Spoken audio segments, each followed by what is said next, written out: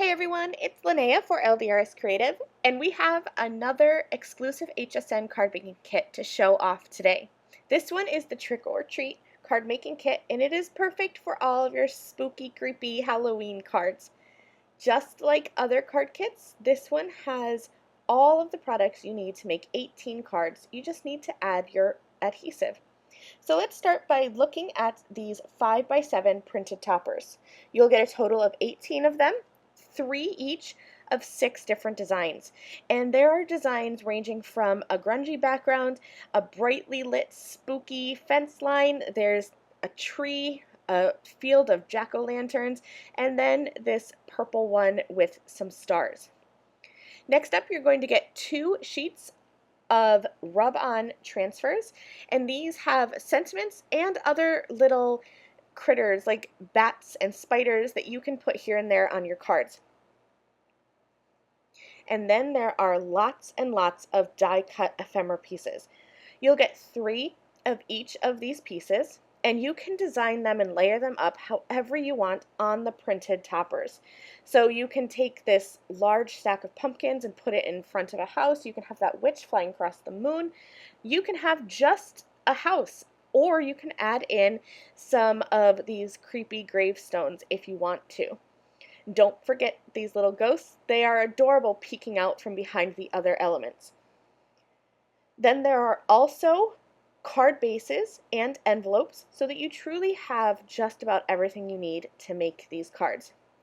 There are 18 5x7 side folding card bases, and then there are white envelopes that you can decorate however you want. So if you have leftover ephemera pieces or rub-on transfers, don't forget to decorate some of your envelopes so that they coordinate with your cards. So that's everything that's included in the Trick or Treat card making kit from LDRS Creative on HSN. Now I'm going to make 2 cards in this video, and I'm going to use different backgrounds, different ephemera, and different sentiments so you can see how easy it is to put these cards together. So I've started by taking a card base, one of the printed backgrounds, and then I have my sentiments and an ephemera piece that I'm going to use. I'm going to start with my card background here and just kind of place my ephemera. This one is a large piece, so you don't really need to add a whole lot. The background and the ephemera are going to do all of the work for me. I just need to choose my sentiment. And I decided to pick one that could go straight across the bottom of my card.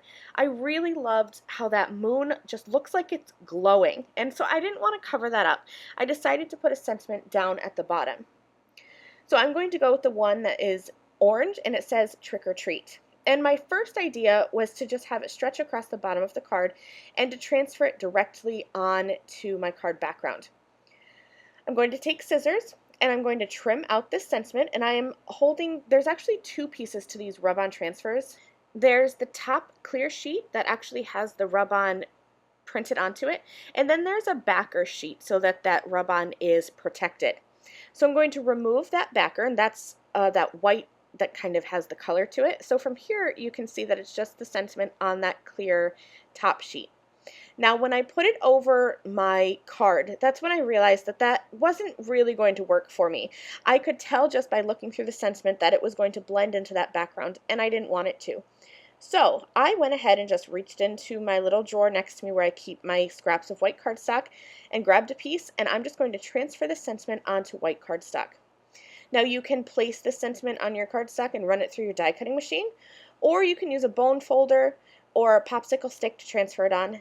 These rub-on transfers transfer so easily. You don't need to use a whole lot of effort. So I just used a bone folder, and then I peeled back that top layer, and I do go slowly so that if I happen to have missed a spot, I can just place that back down and rub over it. But like I said, these transfer super easily, and I had a perfect transfer on my first try. I used my paper trimmer and I trimmed out my sentiment, and now you can see how this card is going to come together. I'm going to put some foam tape behind each of my elements, my sentiment strip and my ephemera piece, and then I will adhere them to the card. I am using a double layer of foam tape, or I should say double thick foam tape, just to make sure that that really pops off the card. And because this is so simple, I wanted to dress it up just a little bit. So I put some little drops of glue into the center of the stars in the background. And then I have some little gems that I'm going to add for a bit of sparkle. And I also have a sparkle pen that I'm going to use to add some accents here and there. And there are already these little swirlies kind of printed onto the background.